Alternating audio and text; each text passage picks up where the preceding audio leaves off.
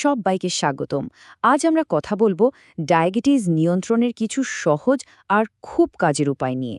এটা এমন একটা বিষয় যা অনেকের জীবনেই চলে আসে, কিন্তু সত্যি বলতে কি, সঠিক জ্ঞান আর নিয়ম মেনে চললে একে কিন্তু খুব সহজেই বশে রাখা যায়। তো চলুন দেখিনি আজকের আলোচনায় আমরা ঠিক কি কি বিষয় নিয়ে কথা বলবো। আমরা একদম গোড়া থেকে শুরু করব। প্রথমে জানব ডায়াবেটিস জিনিসটা আসলে কি। তারপর দেখব এর লক্ষণগুলো কি কি, মানে কিভাবে চেনা যায়। এরপরে আসবে জীবনযাত্রায় কি কি স্বাস্থ্যকর পরিবর্তন আনা দরকার সেই আলোচনা। ডাক্তারের ভূমিকা কতটা গুরুত্বপূর্ণ সেটাও বুঝব। আর সবশেষে জেনে নেব নিয়ন্ত্রণের আসল মূল মন্ত্রটা। চলুন তাহলে আর দেরি না করে শুরু করা যাক। তো আমাদের আলোচনার প্রথম ধাপ, সবার আগে তো এটা পরিষ্কার করে বোঝা দরকার যে এই যে আমরা ডায়াবেটিস বলি, এই ব্যাপারটা আসলে কি। আচ্ছা, ব্যাপারটা খুব সহজ করে যদি ভাবি, ধরুন আমাদের শরীরটা একটা গাড়ির ইঞ্জিনের মতো, আর আমরা যে খাবার খাই তা থেকে যে চিনি বা শর্করা তৈরি হয় সেটা হলো সেই গাড়ির জ্বালানি বা পেট্রোল। এখন ডায়াবেটিস হলে যা হয়, শরীর এই জ্বালানিটাকে ঠিকমতো ব্যবহার করতে পারে না। ফলে চিনিটা শরীরের কোষে শক্তি যোগানোর বদলে রক্তেই জমতে শুরু করে, আর এর ফলেই রক্তে সুগারের মাত্রা বেড়ে যায়। এখন মনে প্রশ্ন আসতেই পারে যে এমনটা হয় কেন। এর পেছনে কিন্তু বেশ কয়েকটা কারণ থাকতে পারে। যেমন ধরুন, পরিবারে আগে কারো ডায়াবেটিস থাকা, মানে বংশগত কারণ।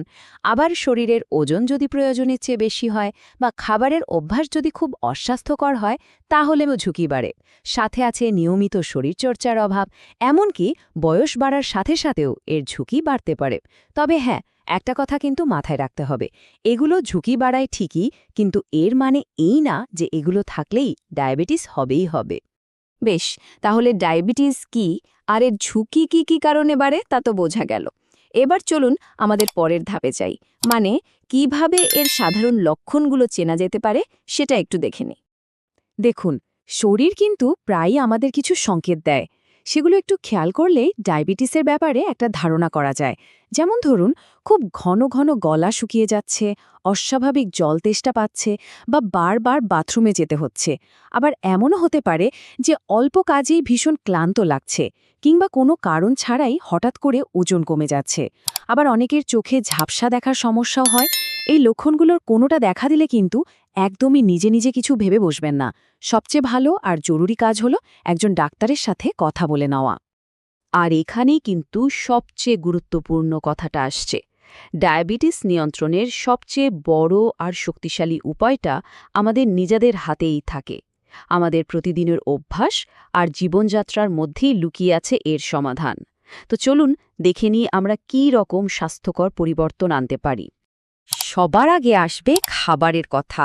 আমাদের রোজকার খাবারের প্লেটটাকেই যদি একটু বুদ্ধি করে গুছিয়ে নিই, তাহলে কিন্তু অর্ধেক কাজ হয়ে যায়।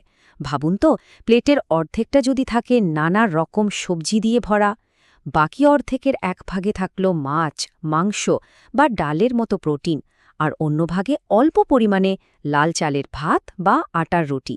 আর মিষ্টি বা প্যাকেট করা খাবার, ওগুলো থেকে একটু দূরত্ব বজায় রাখাই কিন্তু বুদ্ধিমানের কাজ। এরপরেই আসে শরীরকে সচল রাখার কথা।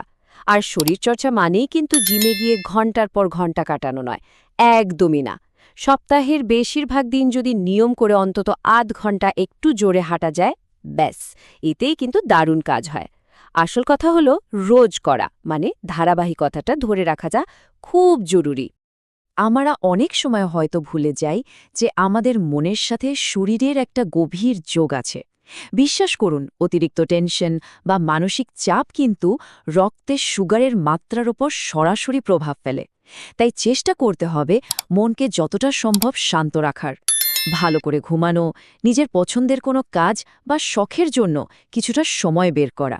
এগুলো কিন্তু শুধু মন ভালো রাখে না, শরীরকেও সুস্থ রাখে। আর সবশেষে একটা একদম সহজ কিন্তু ভীষণ শক্তিশালী অভ্যাস, সেটা হলো জল পান করা। সারাদিন ধরে পর্যাপ্ত পরিমাণে জল পান করতে হবে। বিশেষ করে ওই সব রঙিন মিষ্টির শরবত বা কোল্ড ড্রিঙ্কসের বদলে যদি শুধু জলকে বেছে নেওয়া যায়, তাহলেই দেখবেন স্বাস্থ্যের কতটা উপকার হয়। এই ছোট্ট একটা বদল কিন্তু অনেক বড় ফল দিতে পারে। তবে হ্যাঁ, জীবনযাত্রায় এই পরিবর্তনগুলো তো আমরা আনবই। এগুলো নিঃসন্দেহে খুব শক্তিশালী পদক্ষেপ। কিন্তু সবচেয়ে ভালো ফল পাওয়া যায় যখন এর সাথে একজন ডাক্তারের সঠিক পরামর্শ আর চিকিৎসা যুক্ত হয়। দুটো মিলে গেলেই কিন্তু ডায়াবেটিসকে পুরোপুরি নিয়ন্ত্রণে রাখা সম্ভব। এই ছবিটা দেখলে ব্যাপারটা আরও পরিষ্কার হবে।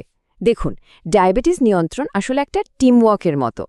একদিকে আছে আমাদের নিজেদের হাতে থাকা কাজগুলো, যেমন স্বাস্থ্যকর খাবার খাওয়া, রোজ ব্যায়াম করা, মানসিক চাপ কমানো।